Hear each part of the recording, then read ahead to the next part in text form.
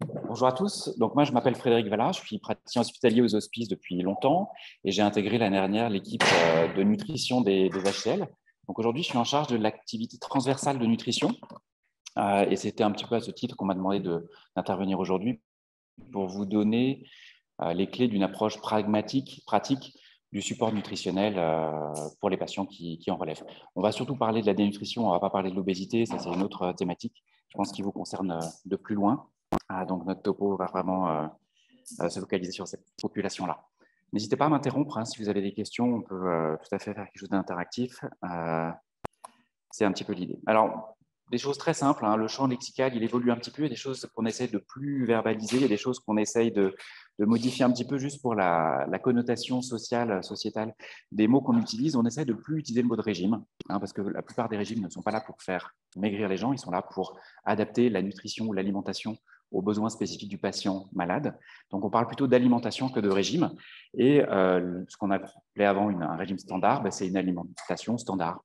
Et le régime, quel qu'il soit, le régime sans sel, le régime insuffisance cardiaque, le régime tout ce que vous voulez, diabétique, on l'appelle plutôt alimentation thérapeutique. C'est un peu plus chic. Et puis surtout, ça n'a pas cette connotation de je veux faire perdre du poids à mon patient.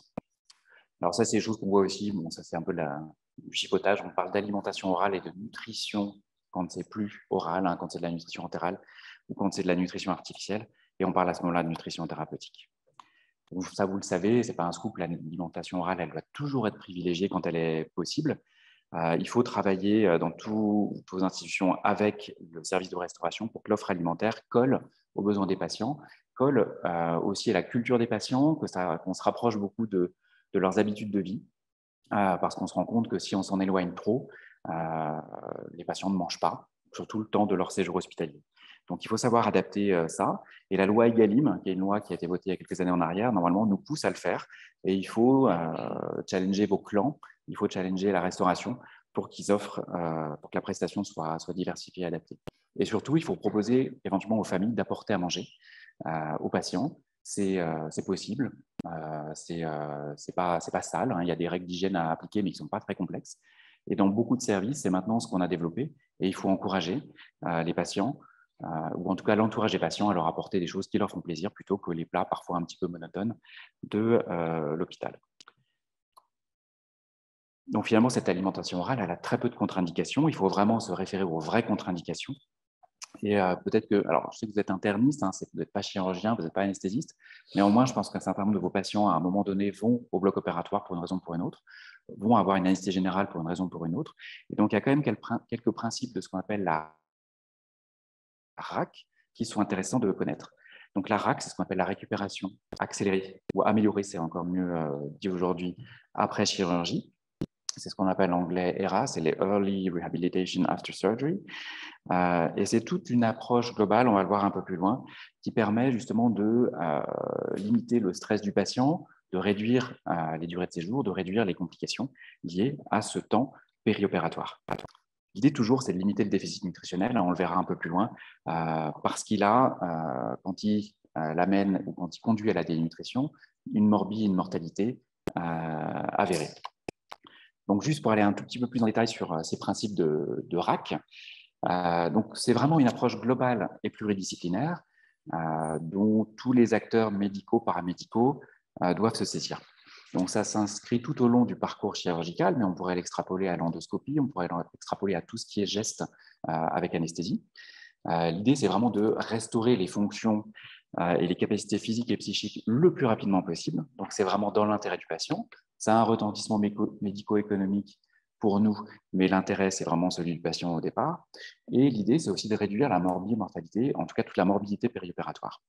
Donc, il y a plein de, vous voyez ce que j'ai listé en dessous, il y a beaucoup d'approches complémentaires. Il faut évidemment communiquer avec le patient, l'informer, lui expliquer ce qui va se passer, choisir la chirurgie la moins invasive possible, optimiser l'analgésie. Et la nutrition a une vraie place dans l'approche RAC. Et l'idée, c'est vraiment de limiter le jeûne périopératoire. Il y a des règles de jeûne préopératoire qui sont, je trouve, de mieux en mieux mises en place dans les services. Historiquement, on mettait les patients à jeun la veille au soir dans l'intervention. Vous voyez parfois mise à jeun à minuit. De plus en plus, il y a des recommandations. Alors, cette recommandation forte, hein, ce n'est pas ce qu'on peut proposer aux patients, c'est ce qu'il faut proposer aux patients. c'est de limiter ce jeûne préopératoire au minimum nécessaire et c'est validé à 6 heures pour les solides. Donc ça, c'est à peu près ce qui est fait. En revanche, ce qui est également recommandé, et ce n'est pas juste possible, c'est recommandé, il faut le faire, c'est proposer des liquides clairs jusqu'à H-2 de l'induction anesthésique. Donc ces liquides clairs, c'est du thé, c'est du café, c'est des jus de fruits sans pulpe, c'est de l'eau, c'est des sodas. Et ça a montré un vrai bénéfice. C'est un bénéfice préopératoire parce que ça diminue la sensation de faim, le stress préopératoire. Ça diminue un peu l'hypovolémie relative qui sera majorée au moment de l'induction anesthésique, donc c'est bien pour le péropératoire. Et ça diminue le stress post-opératoire et l'insulinorésistance post-opératoire. Donc ça a un effet positif et ça a montré dans des belles études un effet sur la durée de séjour et l'incidence des vomissements post-opératoires, l'incidence de l'utilisation des analgésiques et des antiémétiques. Donc c'est plus qu'une suggestion, c'est une recommandation forte qui est malheureusement aujourd'hui un peu mal appliquée dans les services. Je crois que c'est important que les médecins soient au courant de ces règles-là pour que l'ensemble de l'équipe les applique derrière. En post-opératoire, l'idée, c'est de reprendre le plus vite possible le support nutritionnel. Alors, idéalement oral. Hein, si le patient mangeait Péros en préopératoire, il peut manger Péros en post-opératoire. Il ne faut plus attendre le retour des matières et des gaz. Hein. Les chirurgiens vont toujours vous poser la question, est-ce qu'il a repris un transit? Tant qu'on ne l'alimente pas, le transit ne va pas revenir. Hein. Donc, en gros, moi, je considère que les patients, ils savent s'ils sont en état de manger. Globalement, un patient en occlusion, il ne va pas vouloir manger. Donc, il ne faut pas le forcer. En revanche, celui qui a faim et qui a envie de manger, je pense qu'il ne faut pas trop le limiter. Moi, j'ai rarement vu qu'ils mangeaient une choucroute de toute façon ou qu'ils avaient envie d'une choucroute en post-opératoire. Mais il ne faut pas, moi, je ne suis pas très pour les régimes BIC, yaourt compote. Je pense que le patient il est capable de moduler ce qu'il est capable de tolérer. Voilà, je ne vais pas en dire plus sur la RAC, mais c'était des grands principes qui me semblaient importants de continuer à diffuser. Si on s'intéresse au support nutritionnel et à la question de la nutrition, c'est vraiment à cause du côté délétère de la dénutrition. Dénutrition qui est fréquente à l'admission à l'hôpital. Hein, il y a à peu près 25-30% des patients dénutris à l'admission à l'hôpital, tous services confondus. Vous, en médecine interne, vous avez un peu de tout, un type de patientèle. Donc, je pense que vous êtes probablement dans la moyenne avec 25 à 30% des patients qui sont dénutris ou qui se dénutrissent en cours de séjour. Alors, ceux qui sont déjà dénutris, vous n'y pouvez rien, ils arrivent comme ça. Mais l'idée, ce serait vraiment que vos patients ne se dénutrissent pas en cours de séjour, quel que soit le motif de séjour. Je n'ai pas de pointeur, mais vous voyez, au milieu, là, ce qu'on voit en vert jaune, c'est, on va dire, le rationnel de la dénutrition. La dénutrition, elle survient toujours quand il y a un déséquilibre entre les apports nutritionnels et les besoins du patient. C'est toujours la conséquence de ce déséquilibre-là. Alors, vous voyez, dans les mécanismes qui amènent à la dénutrition, on peut avoir, ce que vous voyez dans le premier carré vert en haut, c'est une carence d'apport. Donc ça, chez nous, en France, on a rarement des patients qui n'ont pas accès à la nourriture. Ça peut se voir dans les patients chez les migrants ou dans certains partenariats avec d'autres pays. Mais chez nous, grosso modo, tout le monde a accès à la nourriture, donc il n'y a pas de problème médico-économique de carence d'apport. On peut avoir des anorexiques mentales qui ont des diminutions des ingestats du fait de leur pathologie psychiatrique. Et puis, on peut voir aussi des patients anorexiques, on va parler d'anorexie symptômes, sous chimiothérapie, en cas de cancer, etc., qui vont réduire leurs ingestats du fait de nausées, du fait d'une anorexie globale. Et donc, ces patients-là, même s'ils ont des apports, des besoins nutritionnels à peu près standards, ils vont se dénutrir faute d'apport. Pour des patients qui ont des apports éventuellement normaux, on peut aussi avoir des problèmes de besoins augmentés, soit parce que le tube digestif est pathologique et que le patient va avoir une malabsorption. Hein, l'insuffisance pancréatique en est un bon exemple. Les entéropathies exsudatives également, donc surtout quand ça s'inscrit dans la durée. Donc ça, c'est tout ce qui est malabsorption. Hein. Le patient mange, mais ça ressort de l'autre côté, plutôt que d'être assimilé. Et puis, on a certains patients qui vont avoir un métabolisme un petit peu accéléré.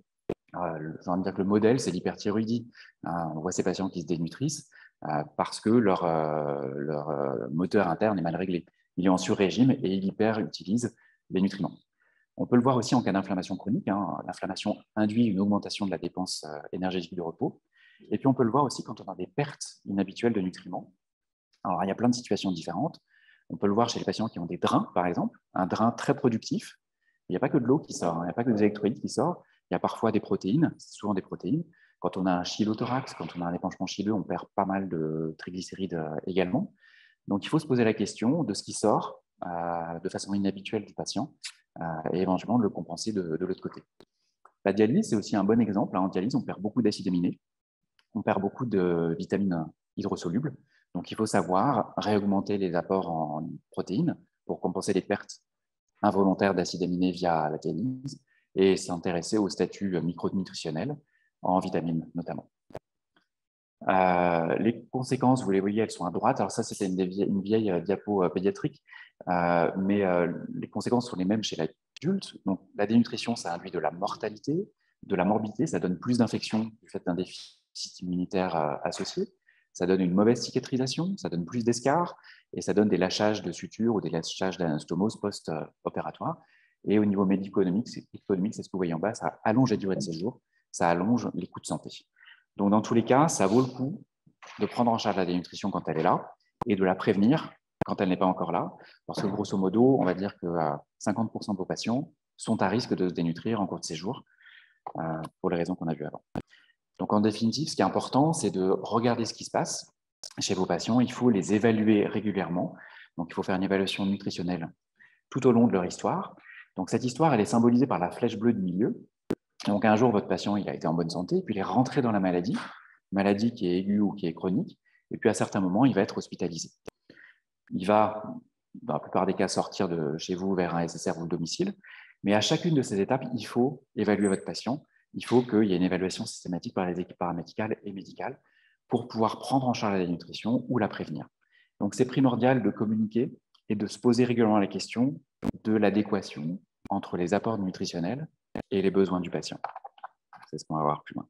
Alors, je ne vais pas aller dans les détails pour l'évaluation nutritionnelle. Il y a des critères HAS qui ont été republiés en 2021 qui demandent, pour faire une évaluation du statut nutritionnel efficace, de chercher ce qu'on appelle un critère phénotypique. Donc, est-ce que votre patient il est dénutri physiquement?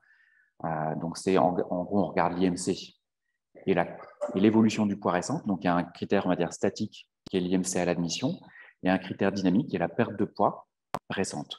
Est-ce que votre patient a perdu du poids récemment? Est-ce qu'il a un IMC trop bas pour sa catégorie d'âge?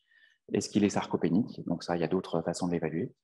Et il faut l'associer à un critère étiologique, c'est-à-dire qu'il faut qu'il y ait un rationnel qui explique sa dénutrition. Le cancer, ça suffira. La maladie chronique, ça suffira. Si c'est une perte de poids parce que le patient a fait un régime pour perdre du poids, ce n'est pas de la dénutrition, c'est une baisse de la masse, mais volontaire. Donc, on va repartir un petit peu sur tous les types d'alimentation et de nutrition qu'on peut proposer. Donc, l'alimentation standard, on a dit, c'est ce qu'on propose par défaut. On vise, chez tout patient confondu, une alimentation qui couvre les besoins. En général, si on dépasse 2000 kilocalories jour, on doit pouvoir couvrir les besoins. C'est ce qui est dans les recommandations. Moi, j'aime pas trop ce chiffre-là parce qu'il est absolu et identique pour tout le monde, alors que probablement, ce n'est pas vrai pour une femme de plus petits gabarits. C'est probablement pas vrai pour un homme très sportif, ça suffit pas. Donc, il faudrait probablement l'individualiser un petit peu. Dans l'alimentation standard, on peut déjà faire beaucoup de choses. On peut déjà l'adapter pour mieux coller aux besoins du patient. On peut enrichir. On peut mettre, c'est ce que les diététiciens font. Parfois, ils proposent aux patients de mettre plus de crème, plus de beurre à râper, plus de beurre, plus d'huile pour augmenter la concentration énergétique des plats du quotidien. On peut aussi changer les textures. On peut mettre du mouliné chez les patients qui ont des troubles de déglutition, ou on peut faire beaucoup de choses. Surtout, ce qui est important, c'est de réévaluer. Quand ces mesures-là ne sont pas suffisantes, on va passer à de la nutrition ou de l'alimentation thérapeutique. Donc, vous voyez, c'est un peu une espèce de gradation entre le plus simple et le plus invasif. Donc, on va parler d'alimentation thérapeutique, de compléments nutritionnels oraux, de nutrition entérale, de nutrition parentérale. Et puis, on a aussi des nutriments spécifiques qu'on verra plus loin. L'alimentation thérapeutique, c'est ce qu'on appelait avant les régimes thérapeutiques. Donc, c'est le régime sans sel, c'est le régime pauvre en hydrates de carbone à haut index glycémique, etc. Donc, ces alimentations thérapeutiques, elles ont un sens. Elles font parfois partie de la prise en charge du patient. Chez l'insuffisance rénale de stade 3, on réduit le taux de protéines dans les ingestats. Ça a un intérêt réel sur le pronostic fonctionnel rénal des patients. Et ça, c'est une alimentation thérapeutique comme l'autre. Il y a des références récentes sur les alimentations thérapeutiques. Normalement, les diététiciens les connaissent, mais si ça vous intéresse dans votre spécialité ou dans votre surspécialité, vous pouvez les voir. Il y a quand même quelques recommandations de bon sens, on va dire, qui sont intéressantes à retenir. C'est quelques messages avec lesquels j'aimerais que vous repartiez aujourd'hui. c'est que ces alimentations thérapeutiques, il ne faut pas les multiplier. Chez un patient, si on lui propose plus de 2 alimentations thérapeutiques concomitantes, on finit par être contre-productif. Si vous avez un patient qui a une dyslipidémie, plus un diabète, plus une insuffisance rénale, si vous lui proposez un régime pauvre en protéines, pauvre en graisse, pauvre en sucre, au final, déjà, ce n'est pas possible. Et vous allez juste l'empêcher de manger et il va se dénutrir. Donc finalement, on va perdre le bénéfice de ce qu'on pense être un point positif au final. Donc il faut se méfier de ne pas multiplier les contre-indications ou les limitations nutritionnelles pour quand même proposer suffisamment aux patients. Donc il faut garder un œil critique sur ce qui est proposé, notamment quand les patients sont pris en charge dans différentes spécialités, avec une coordination qui n'est pas optimale. Donc, en définitive, l'alimentation ou la nutrition, c'est un cocktail. C'est un cocktail de nutriments. Il y a, on va dire, une 50aine de molécules différentes. Donc, c'est une thérapeutique comme une autre, sauf qu'il faut qu'on joue avec un mélange tout prêt qui contient 50 molécules différentes. Donc, ce n'est pas toujours simple, parce que parfois, les patients ont besoin de plus ou moins de ces nutriments-là. Mais en gros, on a les macronutriments, ça c'est les glucides, lipides, protéines. Les micronutriments, c'est ceux qui sont aussi importants, mais en petite quantité. Donc les vitamines et les éléments traces. Alors, éléments traces et oligo-éléments, c'est synonyme. Il y a bien évidemment les électrolytes et les minéraux, et l'eau. Et puis, en fonction de si on est en entéral ou en parentéral, on aura plus ou moins de prébiotiques et de probiotiques.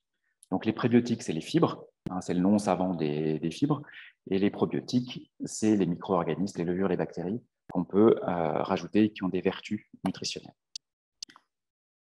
La Société française de nutrition propose un algorithme pour choisir un peu le type de support nutritionnel qu'on vient de voir. Est-ce qu'on met des CNO? Est-ce qu'on met une entérale? Est-ce qu'on met une parentérale? Donc, vous voyez que la première ligne, elle va dépendre du statut nutritionnel de votre patient. Donc, la première question qui va influencer le choix et on va dire l'agressivité ou l'invasivité du support nutritionnel, ça va être sur le statut nutritionnel. On a sûrement un peu plus de temps pour s'occuper d'un patient non dénutri. Un patient très dénutri, il ne va pas falloir perdre trop de temps et être rapidement efficace. Donc, c'est pour ça que vous voyez dans la première ligne, c'est le statut nutritionnel qui va vous emmener plus rapidement vers la droite. La droite, c'est l'entérale, la parentérale, ou la gauche, les compléments nutritionnels. Mais ça, je pense que vous le savez déjà, quand on peut, on privilégiera toujours les CNO, puis l'entérale, puis la parentérale. Si on le fait, c'est parce qu'à chaque fois qu'on... Alors, la parentérale sera efficace, mais elle a plus d'effets délétères que l'entérale ou que le CNO. La parentérale, le problème, c'est la voie centrale, qui occasionnera davantage de bactériémie, de septicémie, surtout si on l'utilise pour une parentérale qui est un bon milieu de culture pour les bactéries et surtout les levures. Il y a plus de thrombose quand on manipule les cathéters. Il y a un coût important. Et surtout, le fait de ne pas utiliser le tube digestif est délétère parce que moins vous utilisez le tube digestif, plus vous aurez de translocation bactérienne, donc plus d'infections cathées, pas médiées par le cathé, mais médiées par le tube digestif.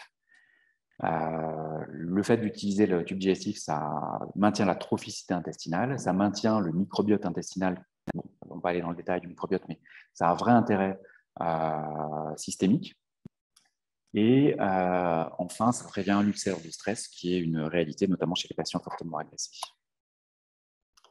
Donc finalement, notre stratégie, la première chose, ça va être, on l'a dit, évaluer le statut nutritionnel. Un deuxième objectif, ça va être de fixer les objectifs nutritionnels. On va voir comment on le fait. Et derrière, il va falloir chercher à les atteindre, ces objectifs. Il faut les fixer, mais il faut chercher à les atteindre et à mettre tout en œuvre pour que ces objectifs soient atteints. Et derrière, il faudra monitorer l'efficacité et la tolérance de notre traitement. Mais finalement, ce n'est pas très différent du raisonnement que vous auriez pour introduire un antibiotique. Vous choisissez l'objectif, c'est de traiter telle bactérie à tel endroit. Vous vous débrouillez pour mettre l'abord nécessaire pour votre traitement, est-ce qu'il y a besoin d'une voie centrale ou pas. Et puis, vous monitorez les taux d'antibiotiques et les effets indésirables pour voir si vous continuez dans le même principe. Donc, finalement, le raisonnement nutritionnel devrait être le même que celui que vous avez pour n'importe quelle autre approche thérapeutique. Donc, les objectifs nutritionnels, pour faire assez simple, c'est quelque part entre 25 et 35 kilocalories par kilo et par jour. On va réfléchir en calories, on ne va pas forcément réfléchir tout de suite en protéines. Tout ça, ça sert à couvrir le métabolisme de base. Donc ça, c'est le fonctionnement de l'organisme au repos. Ça va couvrir l'activité physique et musculaire.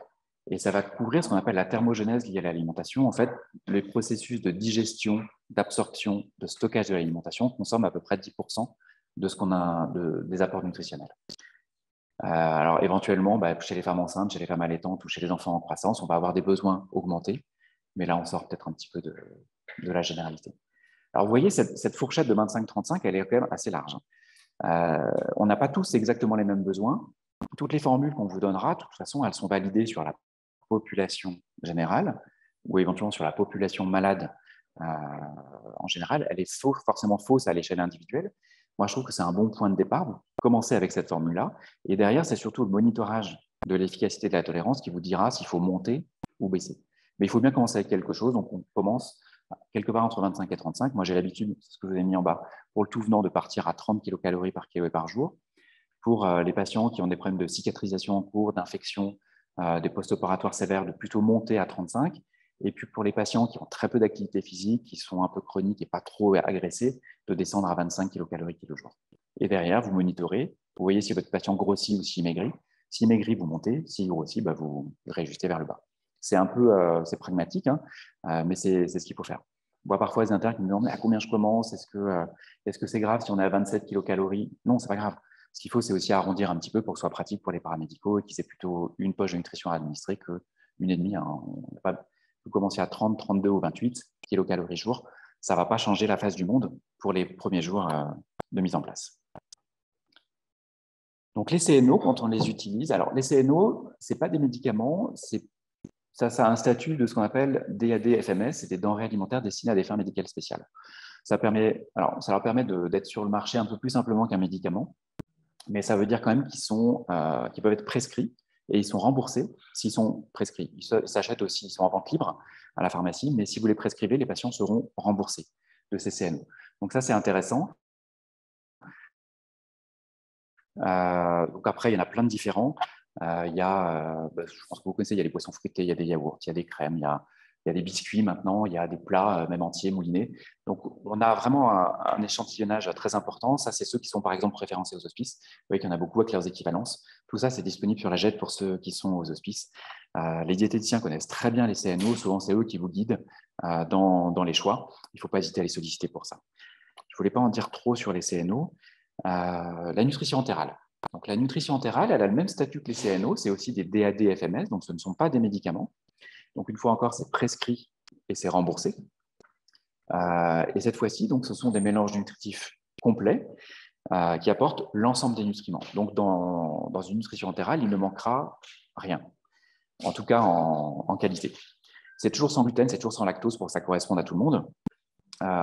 Quelque chose qu'on ne sait pas toujours, c'est qu'un litre de nutrition entérale, ce n'est pas un litre d'eau. Si vous vous intéressez au bilan hydrique, si vous faites de la néphro, si vous faites de la cardio, dans un litre de nutrition entérale, il y a des macronutriments qui prennent de la place. Et finalement, on peut considérer qu'il y a à peu près, dans un litre d'eau, 800 millilitres d'eau. Donc, on est à 80%. Donc, ça fait déjà une petite restriction hydrique. Donc, c'est pour ça aussi que parfois, il faut hydrater en parallèle si on ne couvre pas les objectifs hydriques et que le patient ne peut pas boire en plus. La nutrition entérale, on l'administre donc sur le tube digestif. On peut l'administrer dans l'estomac. On peut l'administrer au-delà de l'estomac.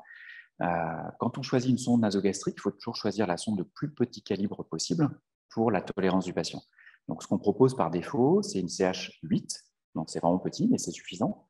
On propose un plus gros CH si on a besoin de mettre des médicaments en plus dans la sonde, parce que les médicaments vont précipiter et ça va être plus problématique. Mais s'il n'y a besoin que de nutrition, ne mettez pas une CH10, ne mettez pas une CH12, le patient la tolérera mieux. Et surtout, il faut différencier les sondes de nutrition des sondes de décompression. Les grosses sondes de Salem que les chirurgiens mettent au bloc pour décomprimer l'estomac, pour aspirer en définitive, celles-ci, elles sont PVC, elles sont très inconfortables, elles font mal. On peut nourrir dessus, mais ce n'est pas le but. Il faut choisir des matériaux adaptés. On peut aussi, quand la nutrition dure, mettre une gastrostomie.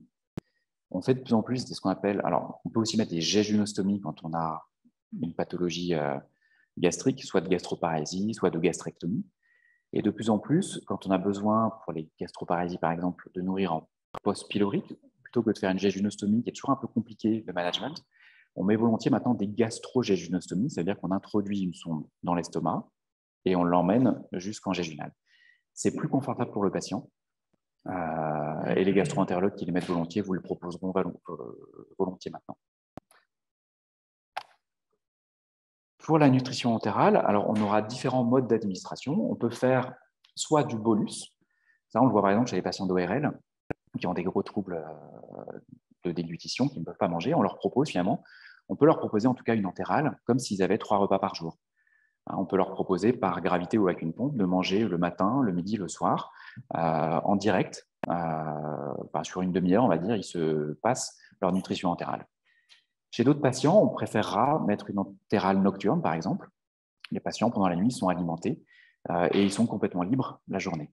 Donc ça, on peut s'adapter un petit peu au patient, à son rythme de vie, à son activité professionnelle, à son activité scolaire s'il est jeune. Donc il y a plusieurs façons de faire. Dans les messages importants à retenir, c'est que quand on est en site gastrique, on fait un petit peu comme on veut. Quand on est en site jéjunal, on ne peut pas faire de bolus d'alimentation. Si on fait un bolus d'alimentation en jéjunal, on va induire un dumping syndrome parce que le jéjunum n'est pas fait pour recevoir des bolus d'alimentation. Il est fait pour recevoir quelque chose qui a été dilué dans l'estomac, prédigéré dans l'estomac et administré un peu au goutte à goutte via le pylore. Donc, c'est la seule limite, on va dire, de cette alimentation en bolus, c'est qu'il faut que ce soit en site gastrique. Et moi, ce que je propose toujours, c'est de ne pas d'y aller trop vite au départ. Il n'y a jamais d'urgence à atteindre notre objectif nutritionnel. Il faut y aller en quelques jours. Et si vous y allez en quelques jours, en général, la tolérance est bien meilleure. Donc, moi, ce que je propose en général, c'est le premier AJ1 de mettre 1/3 de notre objectif, AJ2, 2/3 et AJ3, 3/3. Si ce n'est pas très bien toléré, on prend un peu plus de temps. Mais si on met d'emblée 100% des objectifs, en général, le patient sent une gêne. Et en général, on arrive à la rupture du lien. Et c'est plus compliqué à gérer derrière. Alors après, dans les entérales, on a beaucoup de choix. Alors je ne sais pas comment vous choisissez votre entérale. Qu'est-ce qui vous fait choisir, par exemple, un Nutrison multifibre ou un Frésubain énergie ou un Sondalis ou un Peptamen? Voilà. Donc ça, c'est une réponse qui me va très bien en fait. Vous avez le droit d'aller demander à l'expert de la nutrition de proximité quelle nutrition il faudrait mettre idéalement chez ce patient. Alors, ça va un petit peu au-delà des prérogatives des diététiciens qui ne sont pas, en théorie, habilités à vous donner ce genre de conseils. Il se trouve qu'à l'hôpital, en général, elles le font très volontiers, mais ça va au-delà de leurs compétences propres. Néanmoins, je trouve que c'est pas mal que vous ayez quelques idées. Est-ce que vous avez des idées un peu... est-ce que ça vous parle, une nutrition polymérique, supplémentaire, énergie? Énergie, oui, ça parle, parce que c'est dans le titre. Fibre. Ouais. Ouais. Alors pour ceux qui sont en distanciel, donc on me dit que effectivement les fibres sont plus ou moins bien tolérées, qu'on peut commencer avec du isocalorique et monter à de l'hypercalorique secondairement. Alors il y a plein de façons de faire différentes. Ce qu'il faut, c'est juste en choisir une et comprendre pourquoi on l'a choisie. Mais en gros, ce que moi je propose, une fois encore, je vais reprendre mon analogie avec les antibiotiques. Quand vous choisissez un antibiotique, vous choisissez un antibiotique parce qu'il est actif sur la bactérie que vous avez identifiée, parce qu'il diffuse au bon endroit, parce qu'il n'est pas contre-indiqué dans votre population, ce n'est pas une femme enceinte, ce n'est pas un enfant, etc. Voilà, là, on va avoir un peu la même chose. En gros, il y a 5 questions à se poser. La première, c'est quel est l'âge du patient? Vous avez des produits destinés à l'enfant, vous avez des produits destinés à l'adulte.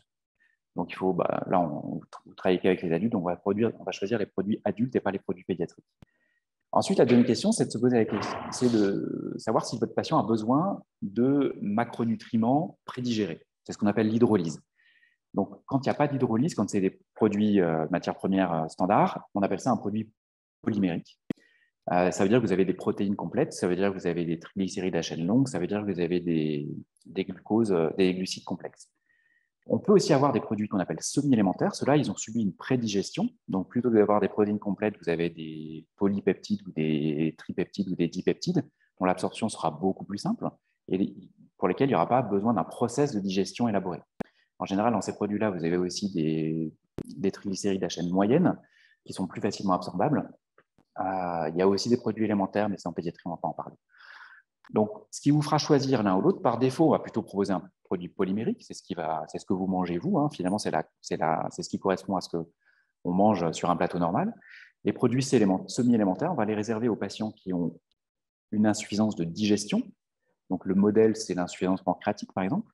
Après une pancréatectomie, ou chez les patients qui ont une pancréatite chronique sévère, il sera intéressant de proposer ces produits-là qui n'ont pas besoin d'enzymes pancréatiques pour être absorbés. Et puis, on pourra aussi les proposer en cas de malabsorption importante, en cas d'entéropathie exudative normale, par exemple.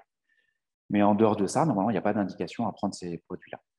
Donc, les semi-élémentaires, il n'y en a pas beaucoup sur le marché, c'est le Peptamen et c'est le Peptisorb. Voilà, c'est leur nom. Tous les autres, ce sont des polymériques. Ensuite, on va regarder la concentration énergétique du produit. On a des produits qu'on appelle iso-énergétiques, isocaloriques, c'est la même chose, qui sont 1.0, ça veut dire qu'il y a 1 calorie par millilitre. Donc, les calculs sont simples. C'est, on va dire, le produit classique. C'est celui qu'on choisirait par défaut. On peut choisir des produits hyper caloriques, hyper énergétiques, notamment chez les patients chez qui on souhaite maintenir une restriction hydrique. Insuffisance cardiaque, insuffisance rénale, ça pourrait être intéressant de faire rentrer plus de nutriments dans moins de volume d'eau. C'est aussi intéressant chez certains patients qui ne supportent pas le volume. On peut choisir des choses plus concentrées quand le volume est mal toléré. Alors, il y avait jusqu'à présent, c'est en train de disparaître, des produits hypoénergétiques, donc je ne vais pas vous en parler. On a aussi des produits plus ou moins riches en protéines. Donc, tous les produits hyperénergétiques sont plus riches en protéines que la norme, parce qu'ils ont augmenté tous les macronutriments. En revanche, on a aussi des produits qui sont encore plus riches en protéines pour des situations particulières. C'est les situations de réanimation, c'est des situations où on a besoin de vraiment beaucoup de protéines. Et une vraie question, c'est est-ce qu'on met des fibres ou pas? Vous mettez plutôt des fibres ou pas de fibres quand vous prescrivez l'entéral? Vos diététiciennes, elles vous disent de faire quoi? Sans fibres au début, et après en fonction de la tolérance. Alors, l'alimentation normale, pour moi, c'est une nutrition avec fibres. Un peu comme vous mangez 5 fruits et légumes par jour en théorie. Dans l'alimentation entérale, les 5 fruits et légumes, c'est les produits avec fibres. Quand il n'y a pas fibre dans le titre de la nutrition entérale, c'est un régime sans résidus. Donc finalement, il faut réserver ces produits-là normalement aux patients qui devraient avoir une alimentation thérapeutique sans résidus. Il y a très très peu de patients en définitive. Et les fibres qui sont aujourd'hui présentes dans les mélanges de nutrition entérale, c'est des fibres. C'est des mélanges de fibres hydrosolubles, non hydrosolubles, qui modulent le transit et surtout qui entretiennent le microbiote intestinal. Donc ça, c'est intéressant, c'est une façon de nourrir le microbiote et d'éviter les dysbioses de microbiote intestinal.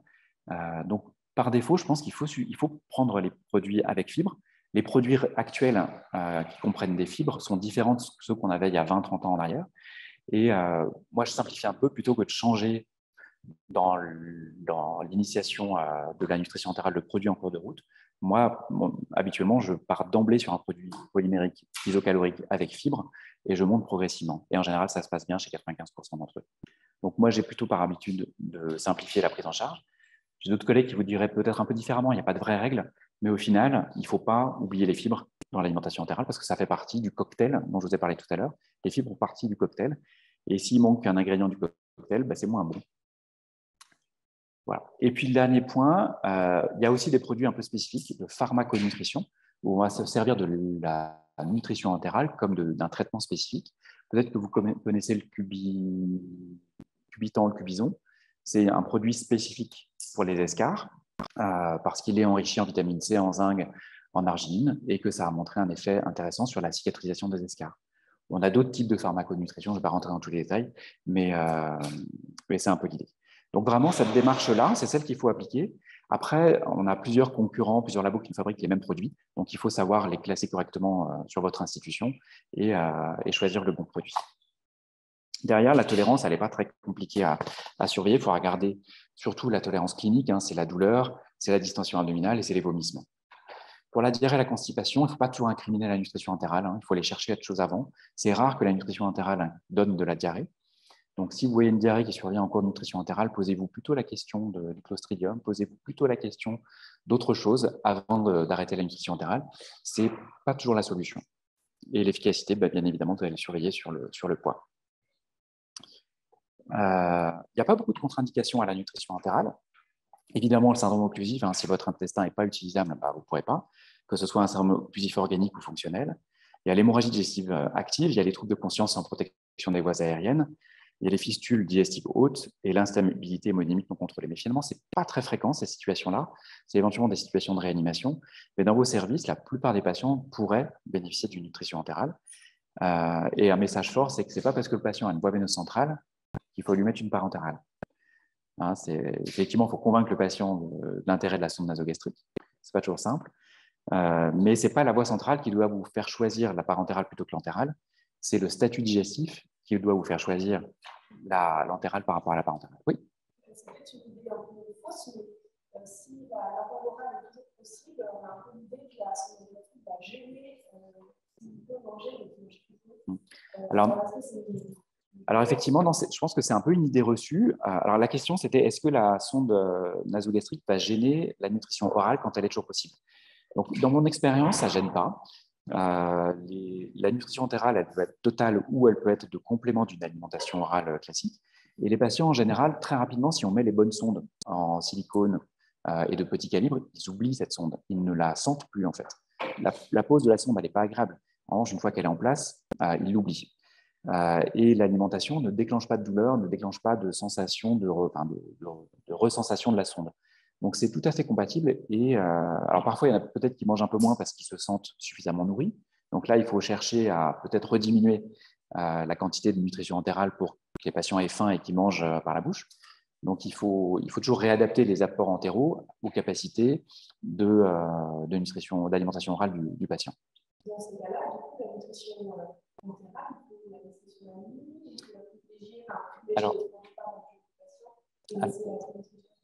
alors, quand on est en nutrition en bolus, moi, ce que je propose toujours aux patients, c'est de manger et de faire la nutrition quand il a fini de manger. Comme ça, ce n'est pas la nutrition entérale qui va lui couper la faim. C'est-à-dire qu'on va compléter, mais un peu comme c'est le même principe que les CNO qu'il ne faut pas prendre en début de repas, qu'il ne faut pas prendre au milieu de repas, il faut les prendre soit à distance du repas, soit à la fin du repas. L'entéral, ça peut être pareil quand on l'a fait en bolus. Quand on l'a fait en continu ou en semi-continu la nuit, par exemple, effectivement, les patients, ils n'ont pas faim le matin. Le petit déjeuner, en fin d'entéral, ils ne vont pas avoir faim, ils ne vont pas le prendre. En revanche, le déjeuner et le dîner, on est largement à distance de l'entéral, donc il n'y a plus d'impact en termes de satiété de la nutrition entérale. Oui. Alors, la question, c'est le reflux en cas d'alimentation nocturne chez le patient. Alors, oui, il y a un reflux potentiel. En théorie, il faut que le patient soit semi-assis ou en proclive à 30 degrés. Ça, c'est quand même très compliqué à organiser à la maison. Le reflux, je dirais qu'il est problématique surtout chez les patients qui ont des troubles de déglutition, chez les personnes vraiment âgées.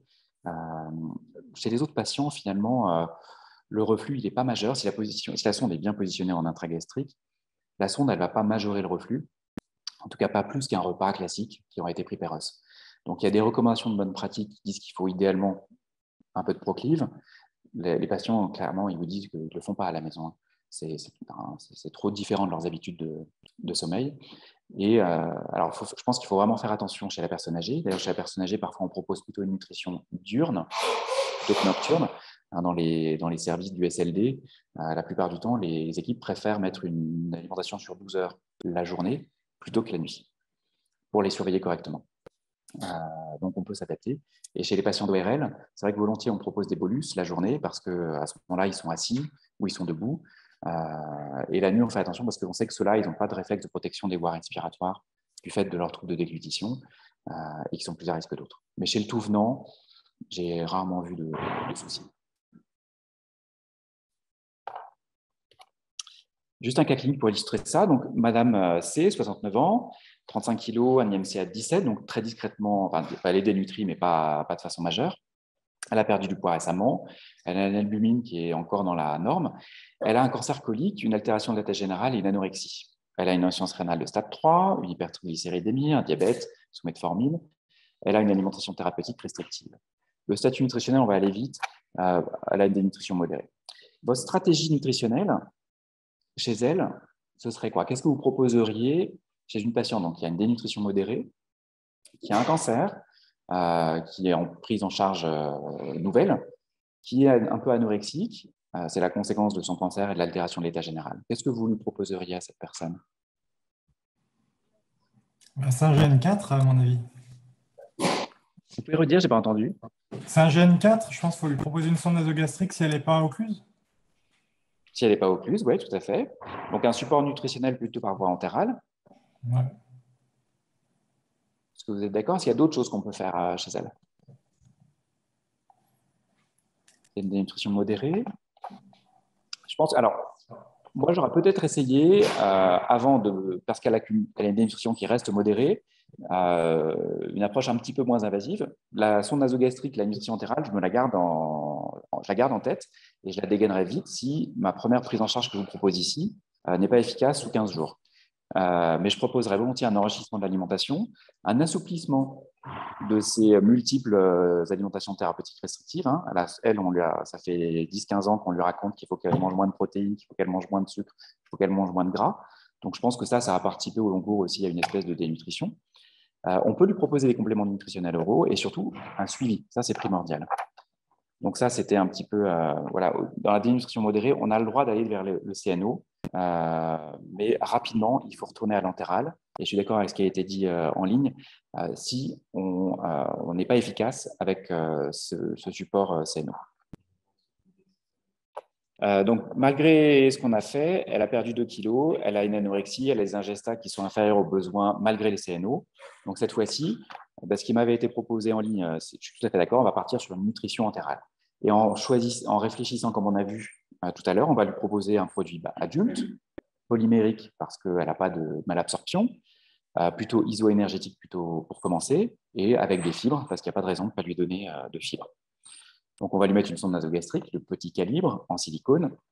On va faire une prévention du syndrome de nutrition, on en parlera plus loin. Moi, je propose plutôt d'y aller doucement. Hein, on fait une introduction progressive sur quelques jours.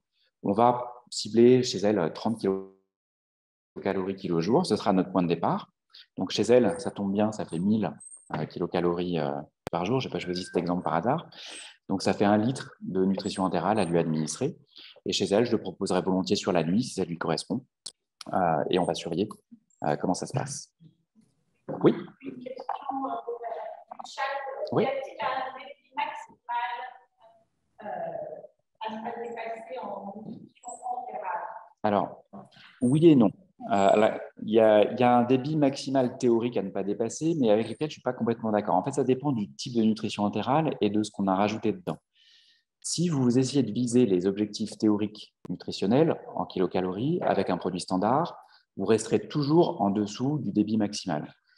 Si vous avez rajouté beaucoup d'eau parce que votre patient a soif et qu'il veut plus d'eau, si vous avez mis 1 litre de nutrition entérale plus 1 litre d'eau parce que votre patient a peut-être une polyurie ou je ne sais pas quoi, en théorie, vous dépassez les débits habituellement recommandés, sauf que c'est de l'eau et que l'eau, elle est beaucoup plus rapidement absorbée et donc finalement, elle n'aura pas du tout les mêmes conséquences au niveau de l'estomac que ce que vous auriez si c'était une nutrition pure.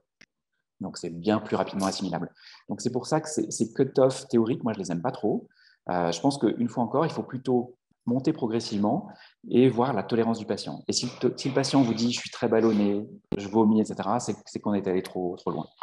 Donc, effectivement, la question, elle va se poser pour choisir la rapidité des bolus ou le rythme d'administration d'une alimentation entérale continue. En général, chez le tout venant, sur 12 heures, ça se passe toujours très bien, même si on met 100% des besoins, même si les besoins sont un petit peu au-delà de la norme. Chez le patient tout venant, ça marche toujours. En bolus, si on fait un bolus de 300 millilitres, c'est moins qu'un gazpacho que vous mangez l'été. C'est moins qu'un bol de soupe que ce que vous consommez en hiver. Donc finalement, ce volume-là, il n'est pas si impressionnant que ça. Et vous, votre soupe, vous la mangez en 10 minutes. Donc là, en entéral, souvent, on la passe sur une demi-heure. Donc la tolérance, moi, je trouve qu'elle est généralement bonne. Donc sauf chez certains patients qui ont une histoire digestive compliquée. Et là, effectivement, il faut se réadapter. Excusez-moi, pardon. Oui. Est-ce que vous utilisez encore l'impact entéral ou plus trop? Oui, alors l'oral impact, alors ça fait partie des pharmaconutriments dont je ne vous ai pas parlé tout à l'heure. L'oral impact, il a une indication, c'est un produit enrichi en ARN, en gluten, en arginine et en je ne sais plus quoi. Donc c'est un produit qui a montré son efficacité, alors essentiellement dans le cancer colique. La question, c'est les autres cancers digestifs. Les études sont beaucoup moins concluantes dans les autres cancers. Quand on regarde les recommandations des sociétés savantes actuelles, la société française le recommande uniquement pendant 10 jours préopératoires et post-opératoires du cancer colique. La société européenne, elle le propose de façon beaucoup plus large sur l'ensemble des cancers, sauf le pancréas du type digestif, en pré- et post-chirurgical. Mais c'est vrai que les études récentes ont plutôt tendance à dire qu'il n'a pas un intérêt exceptionnel par rapport à une entérale standard, sauf dans le côlon peut-être. Donc, dans le côlon, moi, j'ai tendance à continuer à le prescrire. Dans les autres cancers digestifs, je ne le prescris plus. Merci. Donc, la nutrition parentérale, il y a trois grands types de nutrition parentérale. Il y a 95% des patients qui vont relever d'une nutrition parentérale qu'on appelle industrielle. C'est des poches prêtes à l'emploi, souvent tricompartimentées. Je ne sais pas si vous les avez déjà vues chez vos patients. Elles sont tricompartimentées. Il y a un compartiment de lipides qui est blanc, il y a un compartiment avec des acides aminés, des électrolytes, un compartiment avec du glucide. Ce n'est pas tout mélangé parce que ce ne serait pas stable sur la durée. Donc, au moment de l'administration du patient, l'infirmière reconstitue, elle casse la poche, et comme on le fait dans les trucs de dialyse, là, on réhomogénéise. En fait, les soudures sont lâches et on refait une poche homogène toute blanche. On a des poches binaires, des poches ternaires. On va voir un petit peu comment est-ce qu'on les choisit. Il existe des poches à la carte. Ce ne sera pas votre quotidien. Quand on a vraiment des patients qui ont des besoins très spécifiques, soit de restrictions hydriques majeures, soit des insuffisants rénaux, on peut prendre des poches sans électrolytes et on peut faire des poches même à la carte où on va prescrire chaque nutriment individuellement pour coller au plus près des besoins du patient. Mais ça, c'est du ressort d'un médecin nutritionniste. Sachez que ça existe, on ne va pas aller plus loin. La nutrition parentérale, elle a besoin évidemment d'une voie intraveineuse pour l'administrer. Une nutrition parentérale efficace est hyperosmolaire et aura besoin d'une voie veineuse centrale pour être administrée. Il existe des poches de nutrition qu'on appelle périphériques qui vont pouvoir passer sur une voie veineuse périphérique parce que leur osmolarité est plus basse. Mais si leur osmolarité est plus basse, ce n'est pas par hasard, c'est parce qu'on a enlevé beaucoup de nutriments et rajouté de l'eau. C'est le seul moyen pour que ça passe sur une VVP. Donc, ces poches-là, il ne faut pas croire qu'elles vont répondre aux besoins nutritionnels de votre patient. Ça peut être quelque chose d'utile sur le trait transitoire en attendant la VVC, mais soit vous apportez beaucoup trop d'eau pour atteindre vos apports nutritionnels et vous apportez 150 à 200% des apports hydriques théoriques du patient. Donc, chez la plupart de vos patients, ils vont gonfler. Ou alors, vous respectez les apports hydriques et vous apporterez 60% des apports énergétiques et nutritionnels complets. Donc, pour moi, c'est des mauvaises solutions et il ne faut surtout pas les utiliser sur la durée parce qu'on va induire de la dénutrition ou de l'hyperhydratation en les utilisant. Idéalement, il faut avoir une voie dédiée. Idéalement, non, c'est pas idéalement. Il faut manipuler en stérile. Il faut idéalement mettre un filtre antiparticulaire et antibactérien. Et normalement, c'est obligatoire d'avoir une pompe à régulation de débit. Évidemment, on ne fait pas de bolus de nutrition parentérale, hein, ça ne serait pas toléré. Et un peu comme pour l'entéral, l'idée, c'est plutôt d'y aller progressivement. Donc, un peu comme pour l'entéral, il y a aussi une démarche pour choisir le bon produit. Donc, une fois encore, on va regarder l'âge. Il y a des produits pédiatriques, il y a des produits adultes. Et puis, il y a ça vous parle, les poches binaires, les poches ternaires. Il y a des poches avec lipides et des poches sans lipides, en fait. Il y a l'aminomix, en gros, qui n'a pas de lipides, qui n'apporte que du sucre, du glucose et des acides aminés. Et il y a les autres poches qui apportent aussi des lipides. Est-ce que vous savez chez qui on met des poches binaires ou plutôt chez qui on ne met pas de poches ternaires? Une des indications, c'est l'hypertriglycéridémie. Ceux qui ont une hypertriglycéridémie, ça va être compliqué de leur perfuser des triglycérides. Ou en tout cas, il faudra peut-être y aller prudemment. Attention, quand vous monitorez les triglycérides sous nutrition parentérale, comme ils ne sont pas à jeun et que vous apportez les triglycérides, vous avez le droit à 2 fois la norme labo. Donc, si vous êtes à 3,5 millimol, c'est que c'est bien toléré. Et puis l'autre contre-indication aux lipides, c'est le syndrome d'activation macrophagique, mais qui n'est quand même pas très fréquent. Ce qu'il faut savoir, c'est que ces poches de parentérale, elles n'apportent pas des macronutriments complexes. Elles apportent du glucose pur, donc c'est 100% sucre à haut index glycémique.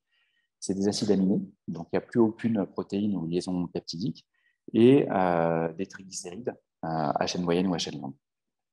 Il y a des électrolytes dans la plupart, donc il existe des poches sans électrolytes. On les a déréférencées des hospices parce qu'elles étaient souvent mal utilisées. Mais ça existe en cas de vraies perturbations chez les patients très hypercalémiques. Ça peut être intéressant chez l'insuffisance rénale. Mais à ce moment-là, il faut repasser par une unité transversale. Ce qu'il faut savoir, c'est que ces poches ne contiennent jamais de micronutriments. Donc, il n'y a pas de vitamines, pas de oligo-éléments dedans. Donc, il faut les rajouter. Ils n'y sont pas pour des histoires de stabilité sur le long cours. Ils sont indispensables. Donc, c'est obligatoire quand on prescrit une parentérale de rajouter micronutriments, donc Cernevite et Nutrielt pour les hospices. Là, pour le coup, en parentérale, 1 litre d'eau, c'est 1 litre de parentérale, c'est 1 litre d'eau. Évidemment, il n'y a pas de fibres, mais parce qu'on ne passe pas par le tube digestif. La tolérance, il faudra l'évaluer sur le iono. Et donc ça, je rebondis un peu sur le topo précédent. Le phosphore et le magnésium sont importants. Il faut les monitorer en parentéral parce que souvent les patients qui ont besoin d'une parentérale ont quand même des perturbations digestives et la plupart ont des perturbations phosphore et magnésium. Pour la glycémie, une fois encore, comme je l'ai dit, vous apportez du glucose pur, donc la glycémie, on ne peut pas l'attendre parfaitement normale. Et ce qu'on tolère habituellement, c'est 1,5 fois la norme. Les triglycérides, on a dit, ont 2 fois la norme. Et puis le reste, une fois de temps en temps, il faut le surveiller. Notre patiente, elle a pris du poids. Oui.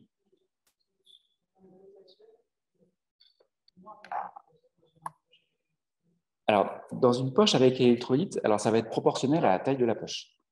Dans toutes les poches avec électrolyte, il y a tous les électrolytes. C'est-à-dire qu'il y a du sodium, du potassium, du chlore, du calcium, du phosphore, du magnésium. Toutes les poches standards, on va dire, de nutrition parentale apportent tous les électrolytes en quantité adaptée aux besoins du patient. On va dire que c'est proportionné à la quantité ou au volume de la poche. Trop haute ou trop basse? D'accord. Alors, la question, c'est combien on apporte dans une nutrition parentale en potassium? Alors, j'ai envie de dire, c'est marqué sur la poche. Ça dépend des marques. Non, alors, ouais. Il me semble que pourtant, la composition, elle y est. Mais sinon, il faut regarder. Alors, le Vidal ou Teriac vous dira la composition des poches. Mais chaque taille de poche va avoir une quantité de potassium différente. Et chaque marque de poche aura une quantité de potassium différente. Donc, je ne peux pas vous dire il y a tant de potassium dans la parentérale. Ça va vraiment dépendre de la poche que vous choisissez. Mais en gros, on peut considérer que c'est proportionnel au volume de la poche. Plus vous mettez de grosses poches, plus le volume total de potassium sera important dedans, mais il sera proportionnel à la quantité de macronutriments que vous apportez, etc.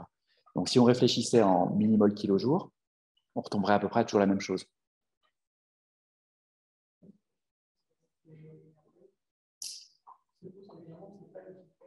D'accord. Ça, c'est un truc que je peux faire évoluer dans EasyLy. On peut effectivement demander à ce que ça apparaisse de façon plus claire en termes de composition dans les poches. Donc, notre patiente, elle a pris du poids, mais à 1 mois, elle fait un syndrome occlusif bas, une perforation, elle a une chirurgie, elle a un illus post-opératoire prolongé. Donc, cette patiente qui a un syndrome occlusif, on ne va pas pouvoir la nourrir en entérale, donc on va choisir la parentérale. Donc, chez elle, on proposerait volontiers une poche industrielle, ternaire, elle n'a aucune contre-indication de principe aux lipides. Il faudra surveiller, elle avait une hypertriglycéridémie, il faudra quand même surveiller qu'elle tolère bien notre poche. Et bien évidemment, on rajoute des micronutriments dedans. Ici, on n'aura pas besoin de prévenir le syndrome de renutrition parce qu'elle était déjà nourrie. On va le mettre sur une voie veineuse centrale, sur une pompe électrique à régulation de débit. On va augmenter progressivement. Et les objectifs qu'on avait fixés avant, c'est les mêmes. Donc, on va essayer de viser 1000 calories par jour. Souvent, moi, je propose d'initier 24 heures sur 24, mais après, on peut cycliser la parentérale. En revanche, pour anticiper la question sur les débits, on ne peut pas administrer une parentérale sur moins de 12 heures. Ça, ce sera mal toléré. Si on fait trop rapide, on va avoir une charge lipidique trop forte, trop brutale, et une charge glycémique trop forte, trop brutale. Et ça peut induire des sepsis-like, l'hypertriglycéridémie majeure brutale. Elle donne des tableaux de choc septique non septiques. Donc, il ne faut pas faire une administration rapide de parentérale. Voilà, donc elle a une hypertriglycémie à 2,8. C'est bien, c'est pas bien, sous parentérale? C'est bien, c'est normal, c'est au-dessus de la normale, mais c'est en dessous de 2 fois la normale, donc elle le tolère bien. Elle a une hyperglycémie à 11 millimoles par litre. C'est un peu de lumière dans la poche. Voilà, tout à fait. Donc, elle a une intolérance glucidique à l'administration de glucose. Donc, effectivement, elle était diabétique. Ce n'est pas complètement surprenant. Il faut la traiter. En général, on n'arrive pas à traiter avec les antidiabétiques oraux. Donc, il faut mettre de l'insuline. Moi, souvent, sous parentérale, je propose de mettre l'insuline dans les poches. L'intérêt de faire ça, c'est que, en fait, on va contrebalancer l'effet de l'administration de glucose par de l'insuline concomitante. L'intérêt, c'est que si pour une raison ou pour une autre, vous interrompez la parentérale, ça arrive de temps en temps que vous soyez obligé de l'arrêter parce que le caté est bouché, parce qu'on a besoin de mettre un antibio, l'insuline s'arrête en même temps. Alors l'insuline, elle a un petit peu plus d'inertie que le glucose dans son effet, mais ça évitera qu'elle ait une insuline sous-cute qui soit toujours efficace, alors que les apports en glucides se sont arrêtés. Et c'est stable et c'est validé. Et donc les doses, c'est celles que je vous ai mises en bas, là, c'est 0,5 à 1 unité pour 10 grammes de glucose. Alors c'est vrai qu'il faut connaître la composition de la poche, une fois encore. Donc Thériac vous le dira. Mais si vous avez ce genre de soucis, l'UTN est là pour ça. Hein. N'hésitez pas à nous appeler pour vous aider. Et si jamais, donc là, elle évolue, elle a une hypocalcémie, une acidose métabolique, qu'est-ce qu'on peut faire? Ouais, je vais m'arrêter. Qu'est-ce que vous feriez dans ce cas-là?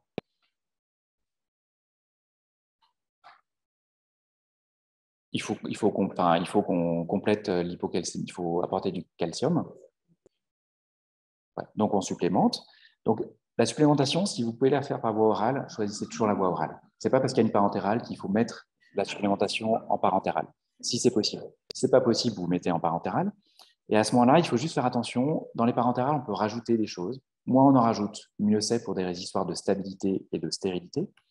Mais quand vous avez besoin d'en rajouter, il faut choisir, on va dire, les ions les plus stables possibles. Non, pour le sodium, le potassium, on n'a pas trop de problème. Il faut se méfier des ions divalents, des cations divalents, le magnésium, le calcium et le phosphore vont avoir tendance à réagir un peu avec tous les autres constituants de la parentérale. Donc, il faut plutôt choisir ce qu'on appelle les ions organiques plutôt que les ions inorganiques. Les ions inorganiques, c'est par exemple le phosphate dipotassique, où vous n'avez que du phosphore et du potassium. Dès que vous les mettez en solution, ils vont se séparer et le phosphore va être disponible pour interagir avec toutes les autres molécules. Pour le calcium, c'est un peu pareil. Si vous mettez du chlorure de calcium, donc c'est du CaCl2, ils vont se dissocier en solution et le calcium va être disponible pour réagir avec tout le reste. Si vous utilisez du gluconate de calcium, en fait, en solution, le gluconate va rester accroché à son calcium et le calcium ne sera pas disponible pour interagir avec le reste. Donc, c'est ceux-là qu'on appelle les ions organiques, parce que gluconate, c'est un radical organique avec un radical, c'est une sorte de sucre, le gluconate. Donc, il y a du carbone, il y a de l'oxygène, et celui-là, il a une meilleure adhésion au calcium. Et pareil pour le phosphore, il faut utiliser le phocitan. Le phocitan, c'est un sucre accroché à du phosphore qui va rester attaché en solution et qui ne va pas aller interagir avec tout le reste. Donc, dans vos supplémentations, dans EasyList, c'est ce qui est proposé par défaut, n'allez pas mettre autre chose que du gluconate de calcium ou du phocitan quand vous devez rajouter du phosphore ou du calcium. Pour le magnésium, c'est du sulfate, on n'a pas d'autre alternative. Et pour les bicarbonates, bon, si en acidose métabolique par déperdition, il faut en apporter. Ça on ne peut pas le rajouter dans les solutions de parentérale, ça fait des bulles, ça devient gazeux, hein, c'est comme la sodastream. Donc, il faut éviter de passer ça en intraveineux. Donc, vous pouvez en passer, mais quand la parentérale n'est pas en train de courir. Voilà. Je vais m'arrêter là. Vous regarderez tranquillement la suite. Il y avait juste un mot. Pensez au syndrome de renutrition. Je pense que ça vous parle, le syndrome de renutrition. Hein, c'est chez les patients dénutris, une hypophosphorémie, une hypomagnésémie, une hypokaliémie qui peuvent survenir à la renutrition. Ce qu'il faut, c'est savoir le dépister, le prévenir, surtout en faisant des ionogrammes tous les jours chez les patients grand dénutris quand vous instaurez la dénutrition, la renutrition. Et il faut penser à supplémenter en vitamine B1 également parce que c'est la vitamine qui est la plus problématique dans le syndrome de renutrition.